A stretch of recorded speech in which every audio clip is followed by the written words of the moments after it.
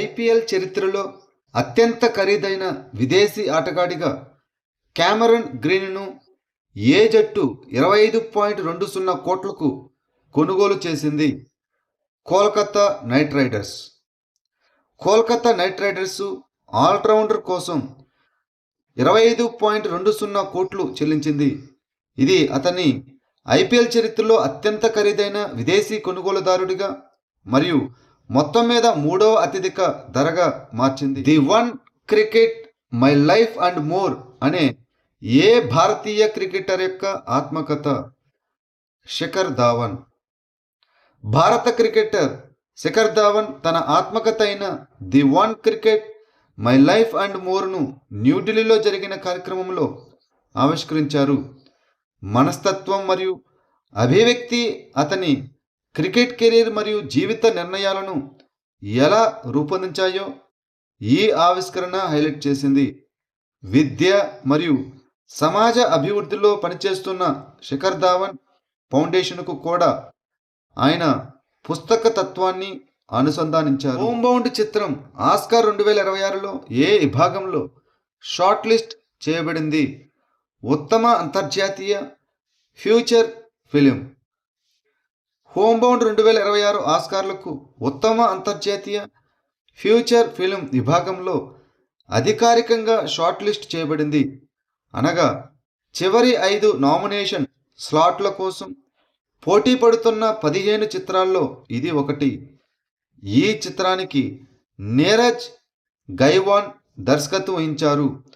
కరణ్ జోహర్ ధర్మ ప్రొడక్షన్ నిర్మించారు మరియు ఇషాన్ కట్టర్, విశాల్ జత్వా మరియు జాన్వీ కపూర్ నటించారు. ఇథియోపియా యొక్క అత్యున్నత అవార్డును అందుకున్న మొదటి ప్రపంచ నాయకుడు ఎవరు? నరేంద్ర మోదీ. ప్రధానమంత్రి నరేంద్ర మోదీకి ఇథియోపియా యొక్క అత్యున్నత గౌరవ పురస్కారమైన the great honour of Ethiopia దీనిని అందుకున్న మొదటి ప్రపంచ దేశాధినేత లేదా ప్రభుత్వాధిపతి అయ్యాడు.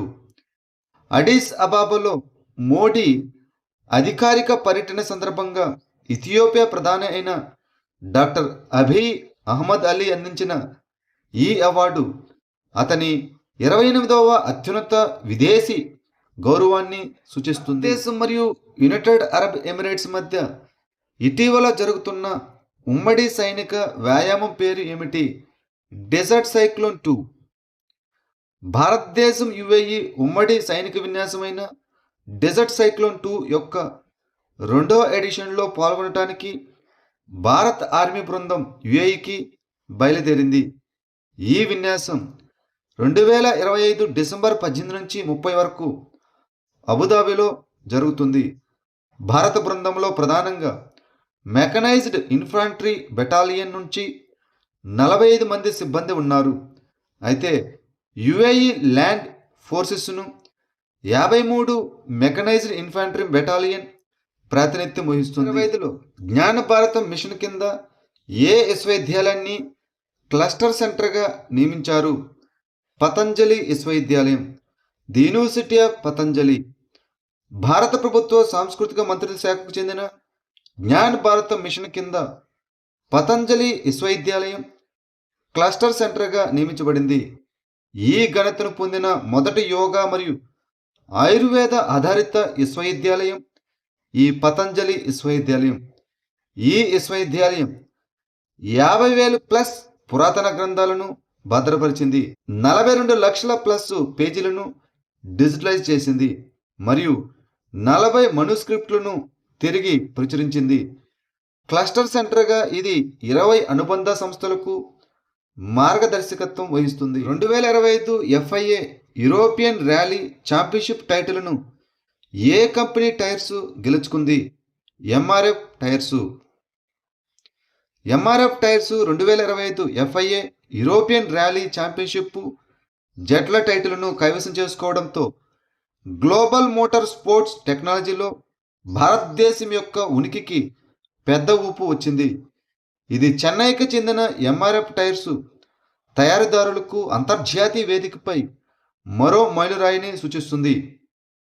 అయితే ఈ ప్రాంతంలో యూరోపియన్ మరియు జపనీస్ సంస్థలు సాంప్రదాయకంగా ఆధిపత్యం చెలాయిస్తున్నాయి. NHAI national highway authority of India భారతదేశంలో మొట్టమొదటి వన్యప్రాణులకు సురక్షిత రహదారిని ఎరుపు పూతతో నేషనల్ హైవే 45లో ఏ రాష్ట్రంలో ప్రారంభించింది?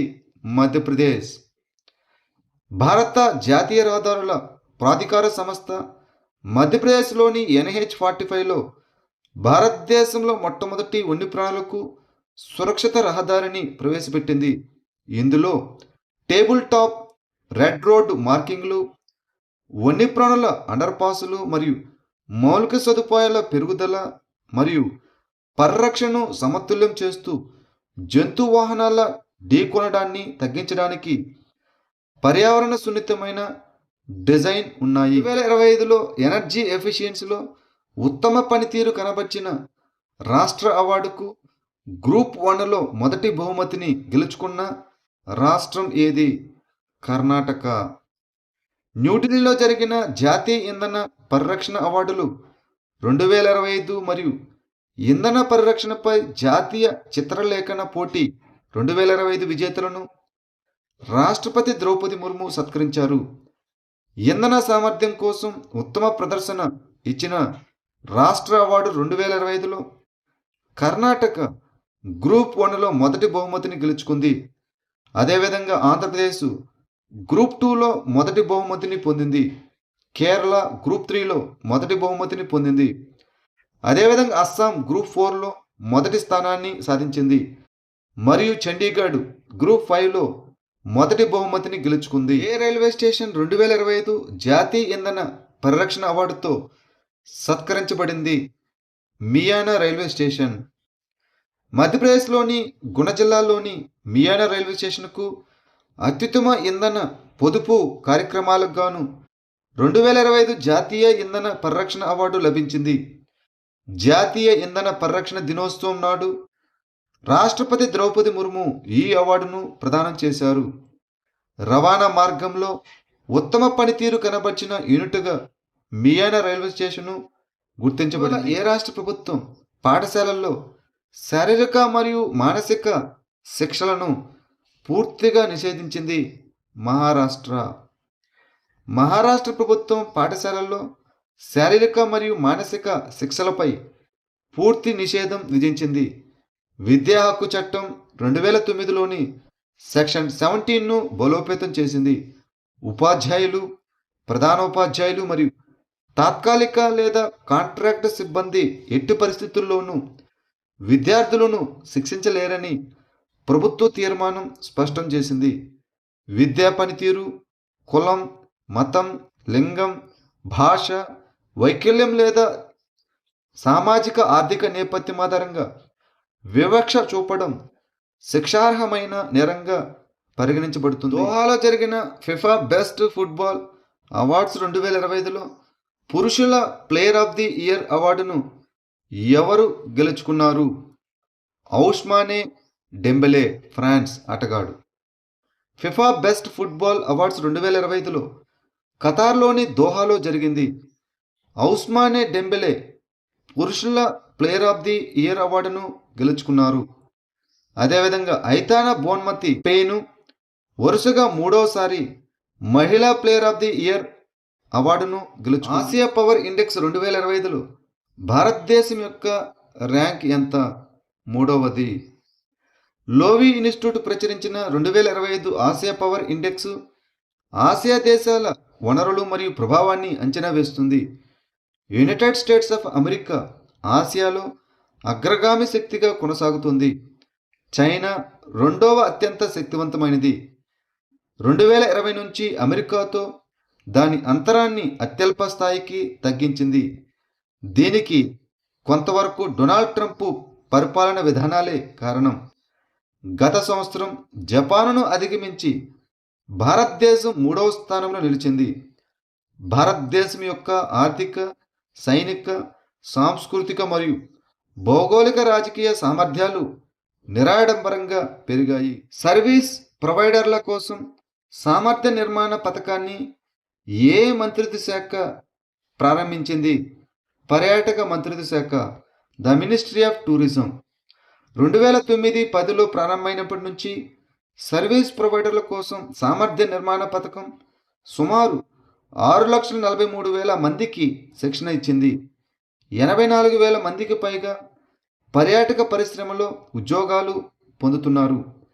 ఇది భారతదేశ పర్యాటక సామర్థ్యాన్ని అభివృద్ధి చేయడానికి పర్యాటక మంత్రిత్వ శాఖ ప్రారంభించిన కేంద్ర ప్రభుత్వ పథకం.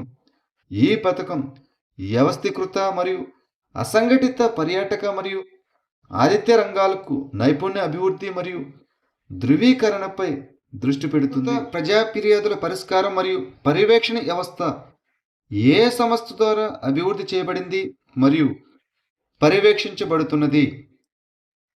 పరిపాలన సంస్కరణలు మరియు ప్రజా ఫిర్యాదుల విభాగం, department of administrative reforms and public grievances, భారతదేశ కేంద్రీకృత ప్రజా ఫిర్యాదుల పరిష్కారం మరియు పర్యవేక్షణ వ్యవస్థ 2021 నుంచి పెండింగ్లో ఉన్న ప్రజా ఫిర్యాదులను 74% తగ్గించింది. కేంద్రీకృత ప్రజా ఫిర్యాదుల పరిష్కారం మరియు పర్యవేక్షణ వ్యవస్థ అనేది పౌరులు సేవా డెలివరీ ఫిర్యాదులను దాఖలు చేయడానికి 24/7 ఆన్లైన్ ప్లాట్ఫామ్. దీనిని సిబ్బంది, ప్రజా ఫిర్యాదులు మరియు పెన్షనర్ల మంత్రిత్వ శాఖ పరిధిలోని పరిపాలన సంస్కరణలు మరియు ప్రజా ఫిర్యాదుల విభాగం అభివృద్ధి చేసి పర్యవేక్షిస్తుంది.